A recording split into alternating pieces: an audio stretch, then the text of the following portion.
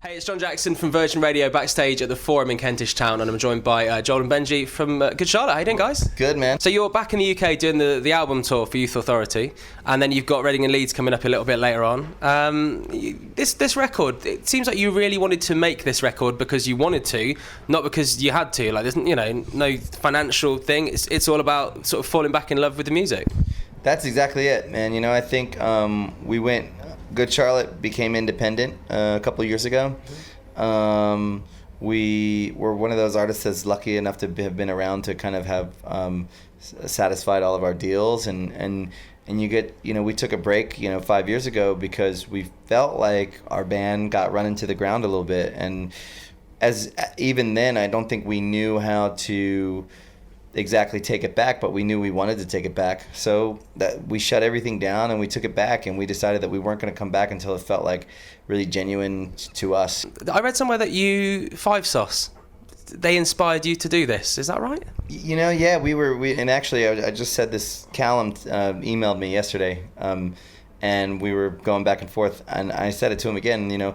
When we were making the second record, on the first record we were just getting to know each other, and when we were making Five Sauce's record. Yeah, when we were making the first 5 Seconds of Summer record, we were just getting to know the guys, and they were much younger, but getting to watch them become a band and really become a band, and when we were making the second 5 Seconds of Summer record with the guys, like just watching them, there was it really just like brought a lot of joy back to the music for us, and a lot of like remembering what it was like for us as kids. The 5 Seconds of Summer guys brought a lot of great vibes into our life, and getting to work with them was definitely a part of the greater thing that was happening at the time. Working with them, working with All Time Low, Sleeping with Sirens, a bunch of bands that we really like, that we felt like connected to, and it was part of the journey back to our own music. How different do you think it was, when you guys started out and then when they're starting out now? Because obviously social media is so much bigger and they're massive on it.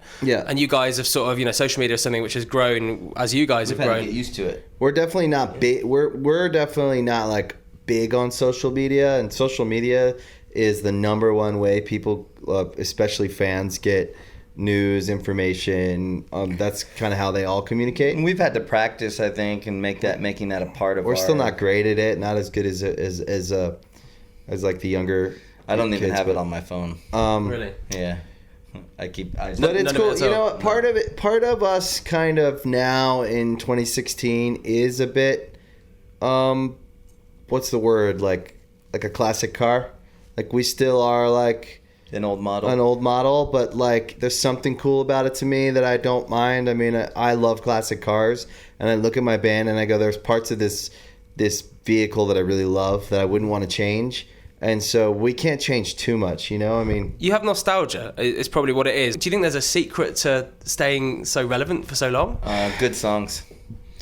They trump everything, So I think one thing that we were lucky enough that we were born with for some reason we just can write songs, so. And you think about Blink, you think about Green Day, you think about any bands that we looked up to, their songs were good. And we went on after we took a break from Good Charlotte to write songs for other people, and that kind of for me it was a nice test that we actually genuinely could write songs that actually could translate for other artists. So I think that's been our band. Our band's never been, I think if we were to talk about what the strengths of our band was, it would be just that we worked really hard and we were able to write good songs, and I think that they'll stand the test of time, I think. Obviously Reading and Leeds this weekend, you're not on the main stage this time, you're actually headlining the Pit, which is a whole different concept to the main stage. Do you sort of tailor your set differently if you're headliners? Yeah, you have to tailor your set a little bit differently when you're headlining. I think, but for the stage that we're playing, we chose that stage. I mean, Reading and Leeds was one of the first things that we booked when we decided we were coming back. It was one of the first calls, that came in, and we wanted to do this stage because we just felt like coming back to the scene. That's really where we wanted to come back to first, this year with the first shows we're doing with our new record. We really wanted to go to our core audience, and we felt like that was a cool way to come back to Reading and Leeds, and we're really excited about it. We'll make it, we'll mix it up because there's a few songs that that have just been really going off from the new record. That usually it's not as fun to play the new stuff as it is the old stuff that everyone knows. But there's a few songs that have just been going off really big live on the new record, so we'll mix it up. On the new record, you got Simon from Biffy on one of the songs. I can't remember which one it is. Which one is it? Reason to Stay. Reason to Stay. Simon wrote with us. So, I mean, the obvious question is that Biffy are headlining the main stage on the Sunday as well. Like, you're not going to get to... I actually think we clash. Yeah, that's what I mean. You're not going to get to do We're not it. gonna Like, get to do it. Can you record him? Or, like, I get him don't on know. FaceTime Yeah. across from the main I think stage? we're going to have to skip that song this time, but maybe we're hoping one of these days where our schedules line up where we can play with Biffy. We all loved him so much. I mean, that was why we wanted Simon on the record. We ended up in the studio together, and it was a great... It was a great chance happening that happened. And what a guy. He's such a great guy. I think what we need to do now, just to end this, is just to do a face Do swap. a face swap. Because I'm just really intrigued to see if you just look the same, we look the same. with a face swap. So we've Let's try it. got the phone here. That's weird. That is the freakiest thing. I don't know if you can see that. Freaky deaky. Freakiest thing ever.